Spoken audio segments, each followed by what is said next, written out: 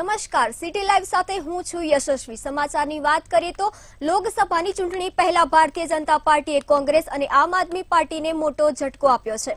આજે ભાજપના પ્રવેશ ઉત્સવ કાર્યક્રમમાં કમલમ ખાતે સૌરાષ્ટ્ર, મધ્ય ગુજરાત અને અરવલ્લીના કાર્યકરોએ સીઆર પાટીલ અને મુખ્યમંત્રીની ઉપસ્થિતિમાં કેસરીઓ ધારણ કર્યો હતો, જેમાં અંદાજિત 2000થી વધુ પદાધિકારીઓ અને કાર્યકર્તાઓએ કેસરીઓ ધારણ કર્યો હતો। વધુમાં ભાજપા ઉપાધ્યક્ષ ભરત બોગરાએ જણાવ્યું હતું કે રાજ્ય સરકાર અને ભાજપનું સંગઠન વિકાસની રાજનીતિ કરી રહી છે, જેનાથી પ્રેરાઈ મોટી સંખ્યામાં કાર્યકર્તાઓ ભાજપ સાથે જોડાઈ રહ્યા છે।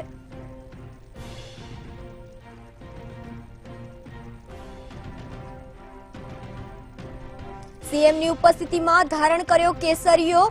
ચૂંટણી પહેલા કોંગ્રેસ અને આપને ઝટકો લાગ્યો છે। 2000થી વધુ લોકોએ ધારણ કર્યો કેસરીઓ। કોંગ્રેસ અને આમ આદમી પાર્ટીમાં ભંગાણ સર્જાયું છે। કોંગ્રેસ અને આમ આદમી પાર્ટીમાં પડ્યું મોટું ગાબડું। 2000થી વધુ લોકોએ કેસરીઓ ધારણ કર્યો છે। વિકાસની રાજનીતિથી પ્રેરાઈને ભાજપમાં જોડાયા છે। સીએમની ઉપસ્થિતિમાં કેસરીઓ ધારણ કર્યો છે। વિકાસની રાજનીતિથી પ્રેરાઈને ભાજપમાં જોડાયા છે। 2000થી વધુ લોકોએ કેસરીઓ ધારણ કર્યો છે। કોંગ્રેસ અને આમ આદમી પાર્ટીમાં ભંગાણ સર્જાયું છે। 2000થી વધુ લોકોએ કેસરીઓ ધારણ કર્યો છે। સીએમની ઉપસ્થિતિમાં કેસરીઓ ધારણ કર્યો છે। વિકાસની રાજનીતિથી પ્રેરાઈને ભાજપમાં જોડાયા છે। કોંગ્રેસ અને આમ આદમી પાર્ટીમાં મોટું ગાબડું પડ્યું છે। 2000થી વધુ લોકોએ કેસરીઓ ધારણ કર્યો છે। કોંગ્રેસ અને આપને મોટો ઝટકો પડ્યો છે। 2000થી વધુ લોકોએ કેસરીઓ ધારણ કર્યો છે। સીએમની ઉપસ્થિતિમાં કેસરીઓ ધારણ કરવાની ઘટના બની છે। વિકાસની રાજનીતિથી પ્રેરાઈને ભાજપમાં જોડાયા છે। 2000થી વધુ લોકોએ કેસરીઓ ધારણ કર્યો છે। સીએમની ઉપસ્થિતિમાં કેસરીઓ ધારણ કરવામાં આવ્યો છે। કોંગ્રેસ અને આપને મોટો ઝટકો છે। ચૂંટણી પહેલા કોંગ્રેસ અને આપને ઝટકો લાગ્યો છે।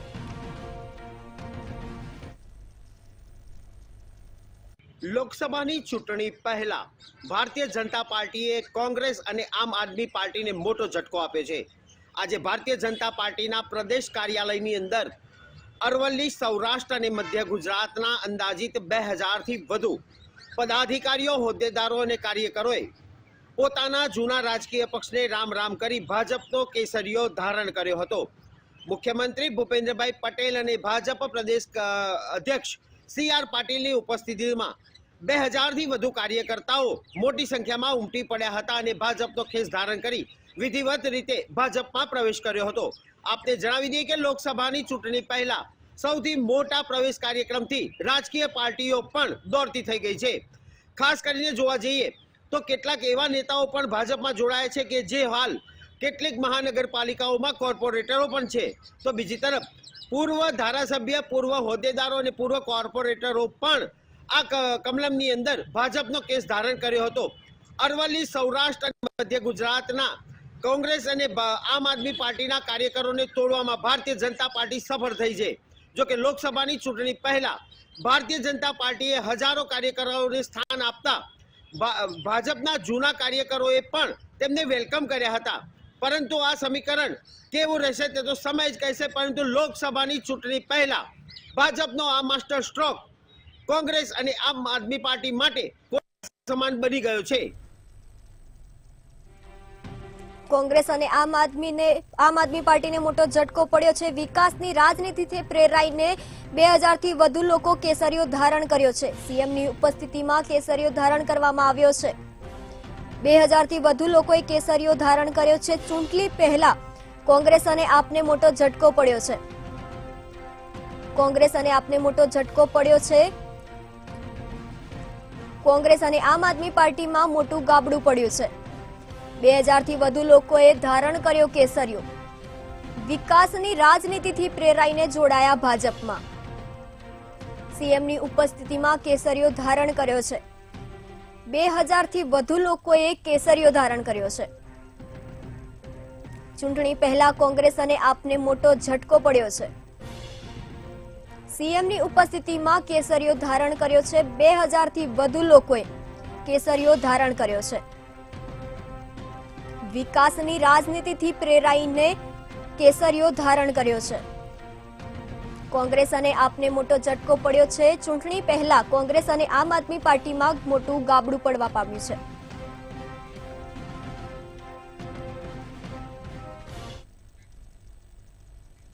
બાવીસ જાન્યુઆરીના રાજકોટ બનશે રામમય. સનાતન ધર્મ રક્ષક સમિતિ દ્વારા રાજકોટમાં મિની અયોધ્યા બનાવાયું છે. વિરાણી હાઈસ્કૂલ ગ્રાઉન્ડમાં મિની અયોધ્યા તૈયાર કરાતા હજારોની સંખ્યામાં રામ ભક્તોમાં ખુશીનો માહોલ જોવા મળી રહ્યો છે. આવતીકાલથી તારીખ 17 થી 22 જાન્યુઆરી સુધી રાજકોટિયન્સ શ્રી રામ મંદિરની દર્શન સાથે વિવિધ સાંસ્કૃતિક કાર્યક્રમો યોજાશે. 28 ફૂટની ભગવાન રામની અને હનુમાનજીની કટઆઉટ તૈયાર કરવામાં આવ્યું છે. આ સાથે 150 ફૂટના સ્ટેજ પર રામ મંદિરની પ્રતિકૃતિ આકર્ષણ જમાવશે. 22 જાન્યુઆરીના અયોધ્યામાં થતા પ્રાણ પ્રતિષ્ઠા LED સ્ક્રીનમાં લાઈવ બતાવવામાં આવશે. હજારોની સંખ્યામાં રાજકોટવાસીઓ ઉમટી પડશે.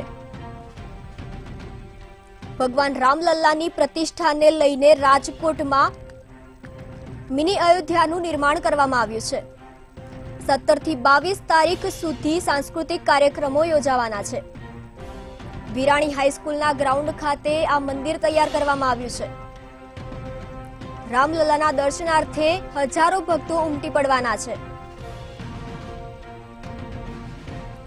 રાજકોટમાં મિની અયોધ્યાનું નિર્માણ થવા પામ્યું છે. 17 તારીખથી 22 જાન્યુઆરી સુધી સાંસ્કૃતિક કાર્યક્રમો યોજાવાના છે. આવતીકાલથી ભાવિકો માટે મંદિરને ખુલ્લું મૂકવામાં આવશે. રાજકોટમાં મિની અયોધ્યાનું કરાયું નિર્માણ. વિરાણી હાઈસ્કૂલ ગ્રાઉન્ડમાં મંદિરનું નિર્માણ કરવામાં આવ્યું છે. ભગવાન રામલલ્લાના દર્શનાર્થે હજારો ભક્તો ઉમટી પડવાના છે. આવતીકાલથી ભાવિક ભક્તો માટે મંદિરને ખુલ્લું મૂકવામાં આવશે. રાજકોટના વિરાણી હાઈસ્કૂલના ગ્રાઉન્ડમાં મિની અયોધ્યાનું નિર્માણ કરવામાં આવ્યું છે. રામલલ્લાના દર્શનાર્થે હજારો ભક્તો ઉમટી પડવાના છે. 17 થી 22 જાન્યુઆરી દરમિયાન સાંસ્કૃતિક કાર્યક્રમો યોજાવાના છે. રાજકોટના વિરાણી હાઈસ્કૂલના ગ્રાઉન્ડ ખાતે મિની અયોધ્યાનું નિર્માણ કરવામાં આવ્યું છે. આવતીકાલથી ભાવિકો માટે મંદિરને ખુલ્લું મૂકવામાં આવશે. 17 તારીખથી 22 તારીખ દરમિયાન આ મંદિરને ખુલ્લું મૂકવામાં આવશે. રાજકોટમાં વિરાણી હાઈસ્કૂલ ગ્રાઉન્ડમાં મંદિર તૈયાર કરવામાં આવ્યું છે.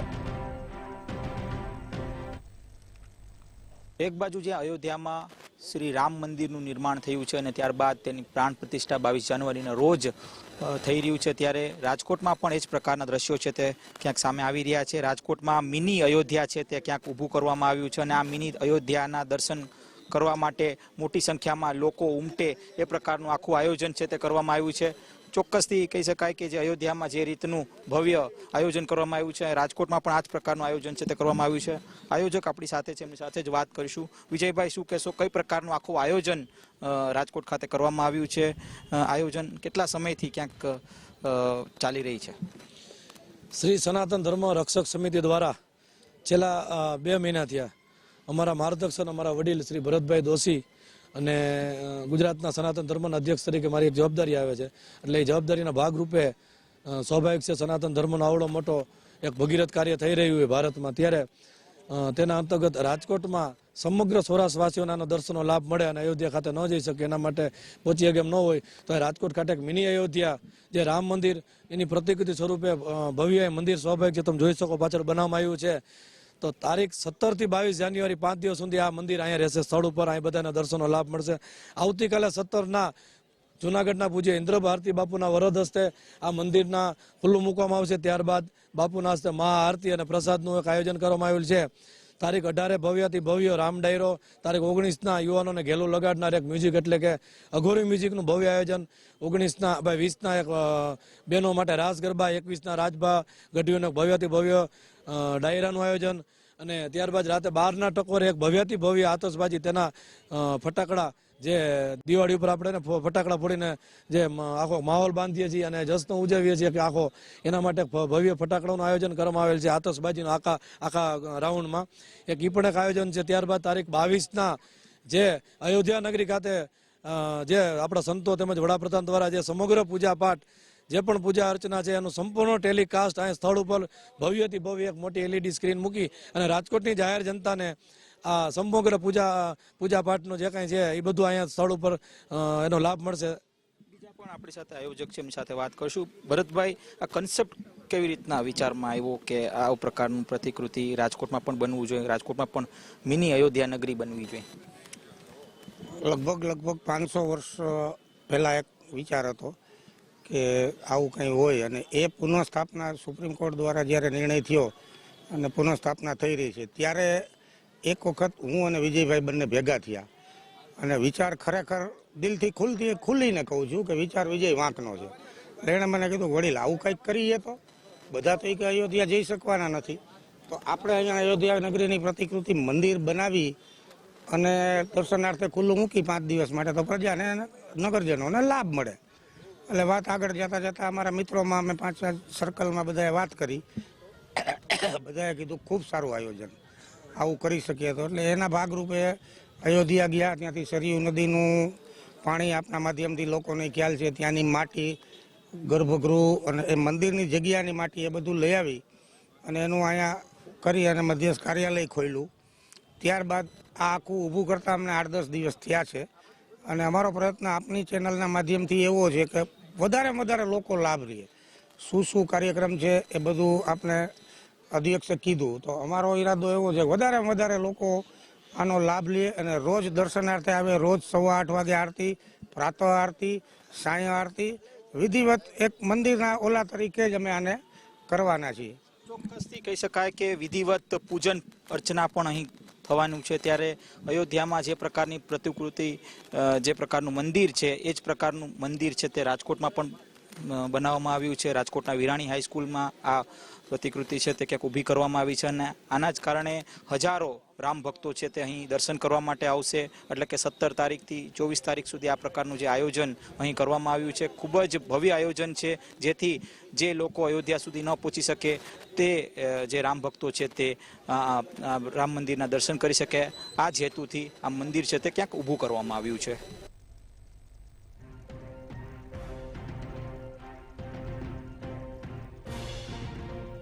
વિરાણી હાઈસ્કૂલના ગ્રાઉન્ડમાં મિની અયોધ્યાનું નિર્માણ કરવામાં આવ્યું છે. રામલલાના દર્શનાર્થે હજારો ભક્તો ઉમટશે.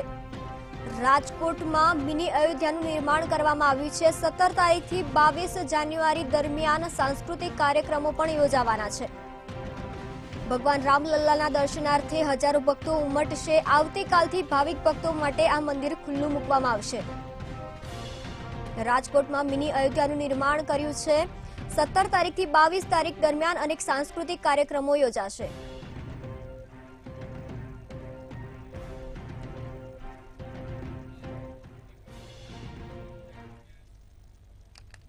રાજકોટના ગોડાદરા વિસ્તારની ચોંકાવનારી ઘટના સામે આવી છે. માત્ર 1000 રૂપિયા માટે જમાઈએ કાકા સસરાની હત્યા કરી હોવાનું સામે આવ્યું છે. ભત્રીજા જમાઈએ ગળે ટૂંપો આપી કાકા સસરાની હત્યા કરવામાં આવી હતી. પરિવારજનો દ્વારા ફરિયાદ કરતા પોલીસે આરોપી જમાઈની ધરપકડ કરી હતી. 1000 રૂપિયા માટે હત્યા કરી છે.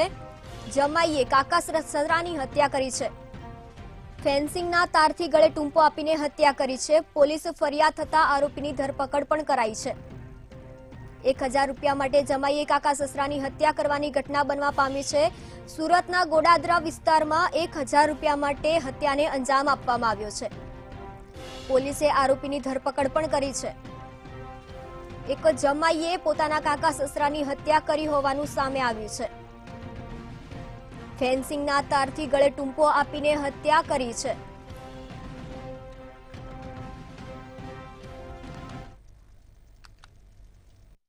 બિલકુલથી સુરત શહેરમાં હત્યાનો સિલસિલો યથાવત હોય તે પ્રકારની ઘટનાઓ દિવસે ને દિવસે વધી રહી છે. ત્યારે ફરી એક વખત સુરત રક્તરંજિત થયું છે અને આ વખતે 1000 રૂપિયા નહીં આપતા જમાઈએ જ કાકા સસરાની હત્યા કરી નાખી હોવાની ઘટના પ્રકાશમાં આવી છે. સુરતના ગોળાદરા વિસ્તારમાં આવેલું દેવત ગામ છે અને આ દેવત ગામમાં જમાઈએ જ કાકાજી સસરાનું ઢીમ ઢાળી દીધું હતું. સમગ્ર ઘટનાની વાત કરીએ તો જમાઈ જે છે તે સુનિલ રાઠોડ એ જ દેવત ગામમાં રહેતો હતો અને આ જે કાકાજી સસરા છે છોટુ રાઠોડ તે મથુરાનગર સોસાયટીમાં રહે છે. અને આ સુનિલ જે છે તે તેમના કાકા સસરાને ત્યાં બેસવા આવ્યો હતો અને રાતે સુધી બેઠા હતા. તે દરમિયાન સુનિલે કાકા સસરા છોટુ રાઠોડ પાસેથી 1000 રૂપિયા ઉધાર માંગ્યા હતા. તે દરમિયાન છોટુ રાઠોડ પાસે 1000 રૂપિયા ન હોવાથી તેમણે તેમની પત્નીને રૂપિયા આપવા માટે જણાવ્યું હતું, પરંતુ તેમની પત્ની જે છે તેમની પાસે પણ રૂપિયા ન હોવાથી તેમણે પણ ના કીધી હતી. જોકે આ સુનિલ જે છે, સુનિલ બળજબરી વાપરવા માંડ્યો હતો અને ધમકી આપી અને આ રૂપિયા જે છે તે બળજબરીથી તેમની પાસેથી રૂપિયા લેવા માંગતો હતો. પરંતુ આ બંને પાસે, પતિ પત્ની પાસે રૂપિયા ન હોવાથી તેમણે જે સુનિલ છે તેમણે ના કહી હતી. પરંતુ આ સુનિલ જે છે તેમણે ક્યાંક ને ક્યાંક બળજબરી વાપરી અને અન્ય કોઈ પાસેથી આ રૂપિયા લઈ આવવા માટે જણાવ્યું હતું. તે દરમિયાન છોટુ રાઠોડને આ બંને વાતચીત કરતા કરતા ઘરની બહાર ગયા હતા. મોડી રાત સુધી પરત નહીં આવતા છોટુ રાઠોડની પત્ની તેમના 3 સંતાનો સાથે સૂઈ ગઈ હતી. જોકે મોડી રાત્રે સુનિલ તેમના આ કાકા સસરાની ઘરે આવ્યો હતો અને તેમની કાકી સસરીને જગાડી હતી અને તેમણે કીધું હતું કે કાકી સાસુ, મારા સસરા જે છે તેમને મેં હત્યા કરી છે અને ખેતરમાં જ તેમની લાશ પડી છે. જેથી કરીને તેમની કાકી સાસુ જે છે તે ક્યાંક ને ક્યાંક તેમના પરિવારજનોને ઉઠાવી અને ખેતરમાં ગઈ હતી. ત્યાં જોતા છોટુ રાઠોડ છે તેમની લાશ લોહીથી લથબથ ખેતરમાં પડી હતી. જોકે તે દરમિયાન તાત્કાલિક તેમને હોસ્પિટલે ખસેડવામાં આવ્યો હતો, જ્યાં ફરજ પરના તબીબે છોટુ રાઠોડને મૃત જાહેર કર્યો હતો. હત્યા કરી હત્યારો સુનિલ રાઠોડ ફરાર થઈ ગયો હતો. તે દરમિયાન જ ગોળાદરા પોલીસ મથકમાં તેમના પત્ની દ્વારા ફરિયાદ આપવામાં આવી હતી અને પોલીસ જે છે તે સમગ્ર મામલે તપાસ કરી હતી. તે દરમિયાન સુનિલ રાઠોડ જે છે તે પોલીસના હાથે ઝડપાઈ ચૂક્યો હતો. સુનિલ રાઠોડની પૂછપરછ કરવામાં આવતા સુનિલ રાઠોડે જણાવ્યું હતું કે છોટુ રાઠોડ તેમના કાકા સસરા સાથે તેમનો જે સાળો છે તે કામ કરતો હતો, જે સુનિલને પસંદ ન હતું અને તેના જ કારણે અગાઉ પણ મગજમારી થઈ હતી અને બોલાચાલી થઈ હતી. તેમના જે સાળો છે તેમને કાઢી નાખવા માટે પણ બબાલ થઈ હતી, પરંતુ તેમ છતાં પણ આ જે છોટુ રાઠોડ છે તેમને તેમના સાળાને તેમની સાથે કામે રાખ્યો હતો. ત્યારબાદ 1000 રૂપિયા માંગ્યા હતા અને 1000 રૂપિયા નહીં આપતા સુનિલ ઉશ્કેરાયો હતો અને ખેતરમાં લઈ ગયો હતો. ખેતરમાં જે તાર ફેન્સિંગની જે તાર હોય છે તે તાર ફેન્સિંગનો તાર વડે ગળા ટૂંપો આપી અને તેમના કાકા સસરા છોટુ રાઠોડની હત્યા કરી હોવાની કબૂલાત કરી હતી. સમગ્ર મામલે હાલ ગોળાદરા પોલીસે સુનિલની ધરપકડ કરી વધુ પૂછપરછ હાથ ધરી છે. સુરતના ગોડાસરા વિસ્તારમાં એક જમાઈએ પોતાના કાકા સસરાની હત્યા કરી હોવાનું સામે આવ્યું છે. 1000 રૂપિયા માટે હત્યા કરી હોવાનો મામલો સામે આવ્યો છે. ભાવનગરમાં રખડતા ઢોરને લઈને વધુ એક મામલો સામે આવ્યો છે, જેમાં મોતી તળાવ રોડ પર રખડતા ઢોરને કારણે અકસ્માત સર્જાયો હતો. આ ઘટનામાં ઢોર વચ્ચે આવતા મોટરસાયકલ ચાલકનું ઘટના સ્થળે જ મોત થયું હતું, જેને લઈને ભાવનગર ઢોર નિયંત્રણ કાયદા પર લોકોએ સવાલો ઉઠાવ્યા હતા. ઢોર વચ્ચે આવતા બાઇક ચાલકનું મોત થયું હતું. રખડતા ઢોરે વધુ એકનો ભોગ લીધો છે. આ સમગ્ર ઘટના ભાવનગરમાં બનવા પામી છે. ઢોર વચ્ચે આવતા બાઇક ચાલકનું મોત નીપજ્યું છે. મોતી તળાવ રોડ પર અકસ્માત સર્જાયો હતો, જ્યાં ઢોર વચ્ચે આવતા બાઇક ચાલકનું મોત નીપજ્યું છે. ઢોર નિયંત્રણ કાયદો માત્ર કાગળ પર જ લાગુ પડે છે તેવું લોકો જણાવી રહ્યા છે. ભાવનગરમાં રખડતા ઢોરનો આતંક હજુ પણ યથાવત છે. ઢોર નિયંત્રણ કાયદો માત્ર કાગળ પર જ લાગુ પડ્યો છે. જે ભાવનગર શહેરના કુંભારવાડા મોતી તળાવ વિસ્તારમાં જ વહેલી સવારે કહી શકાય કે પરપ્રાંતીય યુવક છે તે ગાડી બાઇક લઈને જઈ રહ્યો હતો, ત્યારે અચાનક કોઈ ઢોર વચ્ચે પડતા તેને તારવવા જતાં તેની ગાડી છે તે સ્લીપ મારી ગઈ હતી, જેના કારણે તેને માથાના ભાગે ગંભીર ઇજાઓ પહોંચી હતી અને ત્યારબાદ સ્થાનિક લોકો દ્વારા 108ની ટીમને બોલાવવામાં આવી હતી, પરંતુ 108ની ટીમ દ્વારા આ જે યુવાન છે તે મૃત થયું હોય તેવું જાહેર કર્યું હતું. સમગ્ર જે સ્થાનિકોની કહ્યા પ્રમાણે આ જે યુવક છે સંજય પ્રસાદ શર્મા નામનો, જે ભાવનગર શહેરના ખાર વિસ્તારમાં રહે છે, તે કોઈ કામ માટે મોતી તળાવ રસ્તા પરથી પસાર થઈ રહ્યો હતો, ત્યારે અચાનક જ તેની ગાડીની બાઇકની આગળ કોઈ ઢોર વચ્ચે આવી ગયું હતું ને જેને તારવવા જતાં તેની ગાડી છે તે સ્લીપ મારી ગઈ હતી ને જેના કારણે તેને ગંભીર રીતે માથાના ભાગે ઈજા થઈ હતી, જેને લઈને લોકોના ટોળા પણ ઉઠી રહ્યા હતા. પરંતુ જે રીતના રખડતા ઢોરનો ત્રાસ છે તે ભાવનગર શહેરમાં દિવસે ને દિવસે વધતો રહ્યો છે. ઢોર પકડવાની કામગીરી ઉપર અનેક સવાલો થઈ રહ્યા છે. ભાવનગર શહેરની અંદર અનેક લોકોએ પોતાના જીવ ગુમાવ્યા છે રખડતા ઢોરના કારણે. તેમ છતાં પણ રખડતા ઢોરને લઈને ભાવનગર મુક્ત નથી થતું. ભાવનગર શહેરમાં તો રખડતા ઢોરને પકડવાની કામગીરી શરૂ છે, પરંતુ રખડતા ઢોરના જે અડિંગા જમાવેલા જે વિસ્તાર કહી શકાય તો ભાવનગરના પાનવાડી ચોક છે, તેમજ વિઠ્ઠલવાડી વિસ્તાર છે, આરકેઓ સર્કલ છે, આરકેઓ રોડ જ્વેલ્સ સર્કલ છે, રૂપમ ચોક છે, મુખ્ય બજાર છે, હલુરિયા ચોક છે, તમામ પ્રકારના જે વિસ્તારો છે તેની અંદર રાતના સમયે તમે વહેલી સવારે જે રખડતા ઢોર હોય છે તે જોવા મળે છે, જે અચાનક જ રોડ ઉપર ઘણી વખત દોડતા હોય છે, જેના કારણે જે બાઇક ચાલક અથવા તો કોઈ પણ વાહન ચાલક હોય છે તે તેની હરફેટે આવતું હોય છે. સામાન્ય રીતના તો ભાવનગર શહેરની અંદર દરરોજની સામાન્ય આવી ઘટનાઓ છે તે બનતી હોય છે, નાની મોટી ઈજાઓ થતી હોય છે, પરંતુ જે રીતના આજ રોજ જે ઘટના બની છે ત્યારે કહી શકાય કે રખડતા ઢોરને લઈને વધુ એક યુવાનનું મોત થયું છે. ત્યારે તંત્ર દ્વારા હવે ક્યારે નક્કર કામગીરી કરવામાં આવશે તે પણ એક વિચારવાનો સવાલ છે, કારણ કે હાઈકોર્ટ દ્વારા પણ અગાઉ તંત્રને જે રીતના રખડતા ઢોરની ઉપર કાબૂ મેળવવા માટે ઝાટકણી કરવામાં આવી છે. અનેક વખત સ્થાનિકોએ પણ રોષ ઠેલ્યો છે, તેમજ વિરોધ પક્ષ દ્વારા પણ વિરોધ કરવામાં આવ્યો છે, પરંતુ રખડતા ઢોરને લઈને કેમ કોઈ કામગીરી નથી થઈ તે પણ એક સવાલ લોકો ઉપચારી ગયા છે. ત્યારે જોવાનું રહ્યું કે મહાનગરપાલિકા દ્વારા એક સમયે જે રખડતા ઢોરને પકડવાની તેમજ જે ઘાસની જે ડ્રાઈવ રાખવામાં આવતી હતી તે પણ હવે ક્યાંક ને ક્યાંક કહી શકાય કે મંદગતિએ થતી હોય તે કામગીરીને વેગ આપવામાં આવશે કે નહીં, કે હવે પછી આવી ઘટનાને નહીં બને તે માટે કોઈ કામગીરી કરવામાં આવશે કે નહીં. ભાવનગરમાં રખડતા ઢોરે વધુ એકનો ભોગ લીધો છે. મોતી તળાવ પાસે આ ઘટના બનવા પામી છે.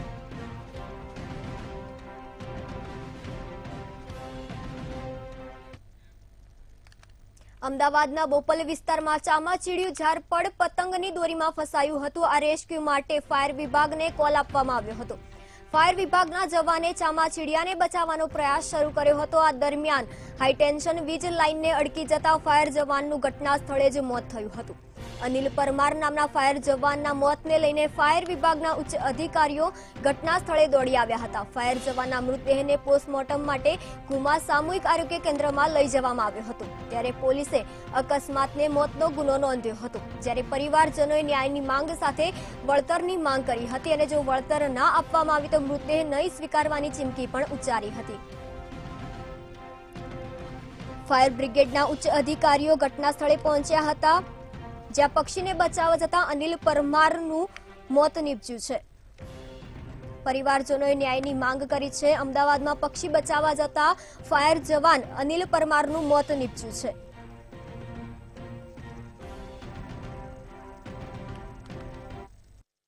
ખૂબ જ દુઃખદ ઘટના, કારણ કે અમદાવાદના જે ફાયર બ્રિગેડના જવાનો જે છે તે દિવસ અને રાત જે મહેનત કરે છે લોકોને બચાવવા માટે, પશુ પક્ષીઓને બચાવવા માટે, સાથે આગની જે ઘટના ઘટે છે તેની સામે લોકોને રક્ષણ કરવા માટે. પરંતુ આજે દુઃખદ ઘટના ઘટી છે, જે બોપલના દેવ એપાર્ટમેન્ટ જે આવેલું છે ત્યાં એક ચામાચીડિયાનો કોલ મળ્યો હતો અને જે ચામાચીડિયાને કેબલમાંથી કાઢવાનો જે પ્રયાસ છે તે ફાયર બ્રિગેડના જે જવાનો છે તેના દ્વારા કરવામાં આવ્યો હતો. આ ફાયર બ્રિગેડના જવાનો જ્યારે ઉપર ચડ્યા અને કેબલમાંથી જે યુવાન તે ચામાચીડીને કાઢવા માટે પોતાની જે એંગલ હતી લઈને ઉપર ચડ્યો, તે દરમિયાન અચાનક જ એનો હાથ જે છે તે હાઈ ટેન્શન લાઇનને અડી ચૂક્યો અને સાથે તે સીધો જ નીચે પડ્યો અને આખો જે કરંટ લાગવાને લીધે આખો જે વ્યક્તિ છે ત્યાં ઘટના સ્થળે જ સળગીને મોતને ભેટ્યો છે.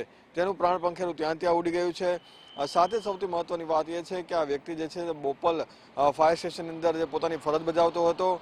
આ ઘટનાની જાણ થતાં તેના પરિવારમાં એક આક્રંદનો માહોલ જોવા મળી રહ્યો છે. સાથે સાથે તેના પરિવારજનો જે સાણંદમાં રહે છે તેઓ પણ ઘટના સ્થળે દોડી આવ્યા હતા. ફાયરના ઉચ્ચ અધિકારીઓ છે તે પણ ઘટના સ્થળે દોડી આવ્યા હતા.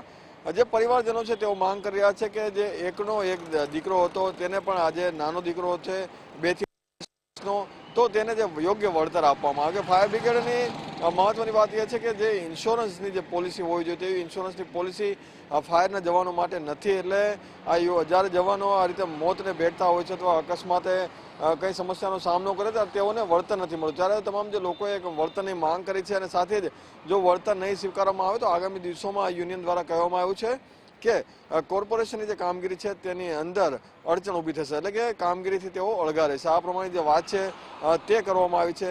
તમામ જે લોકો છે તેમાં રોષનો માહોલ જોવા મળે છે. સાથે સાથે એક દુઃખની જે ઘટના જે છે ફાયર બ્રિગેડમાં ખાસ કરીને જોવા મળી છે, કારણ કે એક યુવક જે છે તે અનિલ પરમાર નામનો વ્યક્તિ જે કામગીરી દરમિયાન મોતને ભેટ્યો છે. તેને લઈને તમામ જે ફાયર બ્રિગેડના જવાનો છે તેમાં દુઃખની લાગણી જોવા મળી રહી છે. અમદાવાદના બોપલમાં ચામાચીડિયાને બચાવવા જતા ફાયર જવાનનું મોત નીપજ્યું છે. અનિલ પરમાર નામના ફાયર જવાનનું જે ઘટના સ્થળે મોત નીપજ્યું છે. પરિવારજનોએ વળતરની માંગ કરી છે. ન્યાયની માંગ કરી તેની સાથે વળતરની માંગ કરી છે. અમદાવાદમાં પક્ષી બચાવવા જતા ફાયર યુવાનનું મોત નીપજ્યું છે.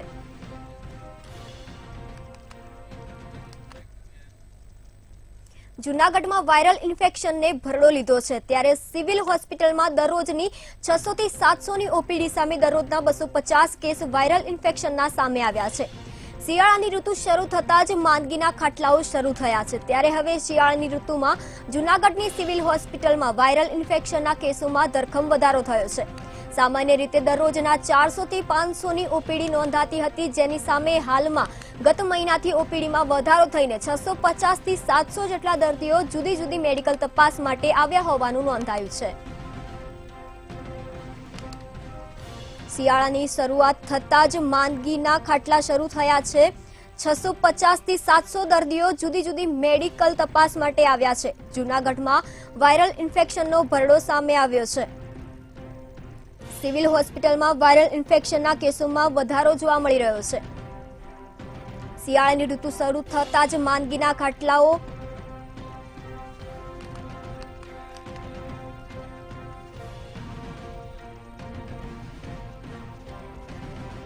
આપણી સાથે સંવાદદાતા અમર બખાઈ જોડાઈ ગયા છે. તો જે આ વાયરલ ઇન્ફેક્શન ચાલી રહ્યો છે શિયાળાની ઋતુ દરમિયાન, શું છે સમગ્ર વિગત? જી ચોક્કસ કે શિયાળાની ઋતુ શરૂ થતા જ હવે વાયરલ ઇન્ફેક્શનને ભરડો લીધો છે ને જૂનાગઢની સિવિલ હોસ્પિટલ છે તે વાયરલ ઇન્ફેક્શનના દર્દીઓથી ઉભરાયું છે. જે રીતે સામાન્ય દિવસોમાં જે દર્દીઓ હોય છે જેની ઓપીડીમાં 400 થી 500 ની જે ઓપીડી થતી હતી, જે હવે શિયાળાની ઋતુ શરૂ થતા ગત મહિનાથી જે ઓપીડી ની અંદર છે તે ધરખમ વધારો થયો છે. એટલે કે જે 500 ની ઓપીડી ની જગ્યાએ હવે 700 જેટલા દરરોજના દર્દીઓ છે તે ઓપીડીમાં નોંધાય છે અને તેમાં સૌથી વધુ 200 થી 300 જેટલા દર્દીઓ છે તે વાયરલ ઇન્ફેક્શનના હોય તેવું નિદાન થયું છે.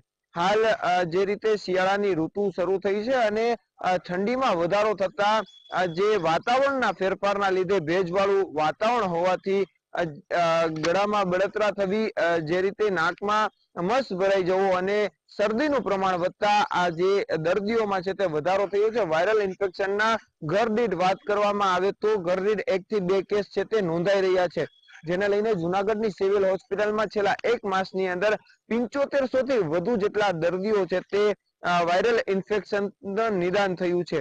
હાલ તમામ જે દર્દીઓ છે તેમને ઠંડીનું વધારે જો પ્રમાણ હોય તો બહાર ન નીકળવા અને બહાર નીકળવાનું ટાળવા, ગરમ વસ્ત્રો અને ગરમ વસ્તુ લેવા અને હાઇડ્રોજન વધુ મળે તે રીતનું જે કરવા માટે છે તે સૂચન કરવામાં આવ્યું છે. જૂનાગઢની સિવિલ હોસ્પિટલમાં જુદા જુદા હોય છે વાયરલ ઇન્ફેક્શનના, જેમાં ધરખમ વધારો થયો છે. તો બીજી તરફ જે સ્કૂલના વિદ્યાર્થીઓ હોય છે તેને પણ કાળજી લેવા માટે પણ સૂચન કરાયું છે. વધુ પડતા શિયાળાની ઋતુમાં સ્કૂલના વિદ્યાર્થીઓના ઇન્ફેક્શન વધુ લાગતું હોય છે અને વિદ્યાર્થીઓને જે રીતે સૂચન કરવામાં આવ્યું છે કે જે વાયરલ ઇન્ફેક્શન હોય તો ઘરની બહાર વધુ ન જવા દેવા. એટલે કે ચોક્કસથી કહી શકાય કે જે વાયરલ ઇન્ફેક્શન છે જેને જૂનાગઢની સિવિલ હોસ્પિટલમાં ધરખમ વધારો થયો છે અને દરરોજની જે 400 થી 500 ની ઓપીડી હતી તેની સામે સિવિલ હોસ્પિટલમાં હવે 700 સુધી દરરોજના કેસો છે તે આવી રહ્યા છે અને તેમાં સૌથી વધુ 300 જેટલા કેસ છે તે વાયરલ ઇન્ફેક્શનના નોંધાયા છે. જી સમગ્ર માહિતી આપવા બદલ આભાર. શિયાળાની ઋતુ શરૂ થતાની સાથે જ માંદગીના ખાટલા ચાલુ થઈ ગયા છે. સિવિલ હોસ્પિટલમાં વાયરલ ઇન્ફેક્શનના કેસોમાં વધારો થયો છે.